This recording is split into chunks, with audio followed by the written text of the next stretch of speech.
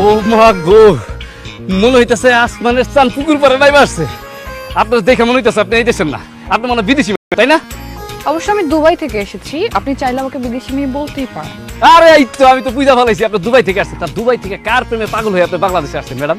Excuse me, আমি কারোর প্রেমে পাগল হই না, সবাই আমার প্রেমে পাগল হয়। আর তাছাড়া এই গ্রামে আমার বাড়ি, সেজন্য আমি এখানে এসেছি।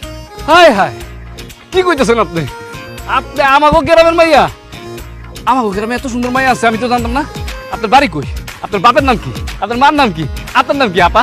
এই হারাম জাদা। থাপ্পড় দিলুন কে? হারাম জাদা, আমি তোর বউ আর তুই আমার আপা বলস কেন? কি? আপনি আমার বউ? আপনার নাম কি? ও আমার নাম মিতালি, যাকে তুই 5 বছর আগে ঘর থেকে বের করে দিছিলি আর বলছিলি আমার সাথে সংসার করবি। হায় আল্লাহ, কি কইতেছো? তুমি আমার বউ মিতালি? আসো বউ, আমার বুকে আসো। এই ফকিং রিপোলা, খবরদার আমার গায়ের সাথে লাগবি না। কি রে, তুই লাল অন্যার সাথে লাল চুরি করছিস? ধুরো সারেন তো। কামরুল ভাই, আমার কিন্তু এরকম গাছের মধ্যে হেলান দিয়ে প্রেম করতে আর ভালো লাগতেছে না। এরকম বনে জঙ্গলে কতদিন প্রেম করবো আপনি বলেন তো? আপনি বরং একটা কাজ করেন, আপনি তাড়াতাড়ি আমারে বিয়ে করে ফেলেন, তারপর আমরা দুজন বাসর ঘরে বসে একসাথে প্রেম করব। আরে বিজলি, বিয়া কইরা বাসর করে প্রেম করতে তো আমারও ইচ্ছা করতেছে, কিন্তু কি করবো ক? ওই যে আমার আগের বউটা কালিটার সাথে তো আমার এখনো ডিভোর্স হয় নাই। আর পরে লাঠি মেরে ঘর থেকে বাইর করে দেওয়ার পর ও যে দুবাই গেছে, এখনো তো আসার কোনো নামই নাই। আর বাড়িতেও আসতে পারতেছে না, আমি ওর ডিভোর্স লেটারটাও পাঠাইতে পারতেছি। কিন্তু খবর পাইছি ও কয়েকদিনের ভিতরে বাড়িতে আসবো, আসলে ওরা ডিভোর্সটা দিয়া তারপর তোমার আমি বিয়ে করবো। এই মুলা আজকে 5 বছর যাবত আপনি আমার সামনে ঝুলায় রাখছেন। আপনার বউ কবে বিদেশ থেকে বাংলাদেশে আইবো আর আপনি তার ডিভোর্স দিবেন, আমার বিয়ে করবেন? আমি এত কথা জানি না, আপনার এক সপ্তাহের মধ্যে আমার বিয়ে করতে হইব। ধুর, ভাল লাগে না এসব। পরে দুবাই হলি তুই কবে দেশে আসবি, তোরে কবে ডিভোর্স দিব আর আমার বিয়ে করব?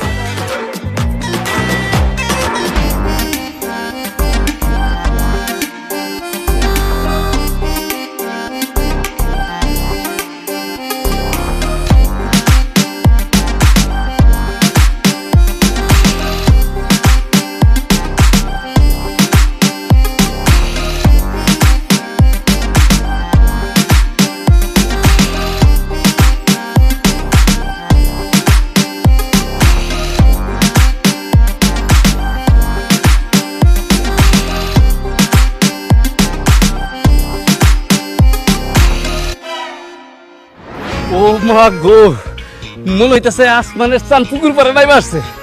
আপনার দেখে মনে হইতেছে আপনি এই দেশের না, আপনি মনে হয় বিদেশি ম্যাডাম, তাই না? অবশ্য আমি দুবাই থেকে এসেছি, আপনি চাইলে আমাকে বিদেশি মেয়ে বলতেই পারেন। আরে এই তো আমি তো বুঝা ফেলাইছি আপনি দুবাই থেকে আসছেন। তার দুবাই থেকে কার প্রেমে পাগল হয়ে আপনি বাংলাদেশে আসছেন ম্যাডাম? এক্সকিউজ মি, আমি কারোর প্রেমে পাগল হই না, সবাই আমার প্রেমে পাগল হয়। আর তাছাড়া এই গ্রামে আমার বাড়ি, সেজন্য আমি এখানে এসেছি। হায় হায়, কি কইতেছেন আপনি? আপনি আমাগো গ্রামের মাইয়া? আমাগো গ্রামে এত সুন্দর মাইয়া আছে আমি তো জানতাম না। আপনার বাড়ি কই? আপনার বাপের নাম কি? আপনার মার নাম কি? আপনার নাম কি আপা? এই হারাম জাদা। থাপ্পড় দিলুন কে? হারাম জাদা, আমি তোর বউ আর তুই আমার আপা বলস কেন? কি? আপনি আমার বউ? আপনার নাম কি? ও আমার নাম মিতালি, যাকে তুই 5 বছর আগে ঘর থেকে বের করে দিছিলি আর বলছিলি আমার সাথে সংসার করবি। হায় আল্লাহ, কি কইতেছো? তুমি আমার বউ মিতালি? আসো বউ, আমার বুকে আসো। এই ফকিং রিপোলা, খবরদার আমার গায়ের সাথে লাগবি না। তুই যদি আমার গায়ের সাথে লাগাস না, আমার ড্রেস নষ্ট হয়ে যাবে। আর তোকে আর তোর বাবাকে বিক্রি করলেও না আমার ড্রেসের দাম উঠবে না। এটা কিন্তু তুমি ভুল বললা। তোমার এই ড্রেসের দাম আমার বাপ দাদা 14 গোষ্ঠী, এই যে ওরাও যদি বিক্রি করি না তাও তো হইব না। অনেক দামি ড্রেস, বুঝতে পারছি আমি। কিন্তু এটা কি কারিশমা দেখাইলাম মিতালি? তুমি ছিলে কাইল্লা, আর চেহারা সুরত কি খারাপ ছিল। আর তোমার গায়ের থেকে বাসি ডালের গন্ধ আসতো, আর তোমার জামা কাপড় থেকে তো সুটকির গন্ধ হইতো।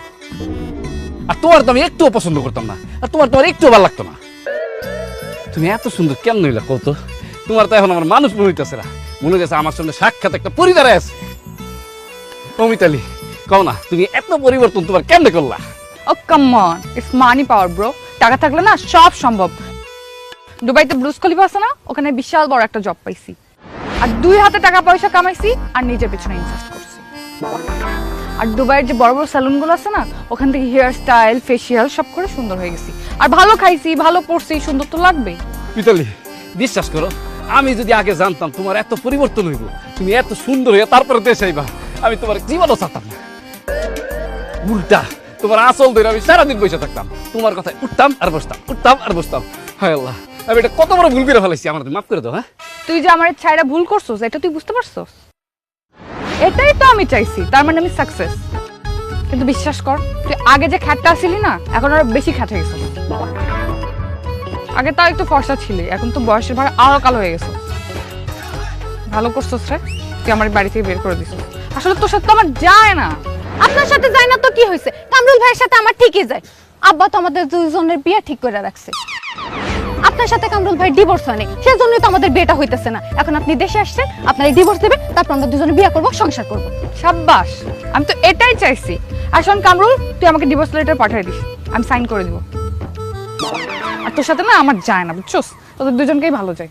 গরিবের বউ কাঙ্গাল, শর্ট গরম লাগছে।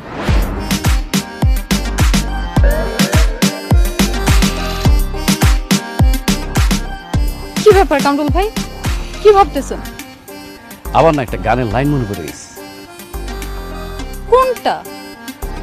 आज फिर तुम पे प्यार आया है, आज फिर तुम पे प्यार आया है,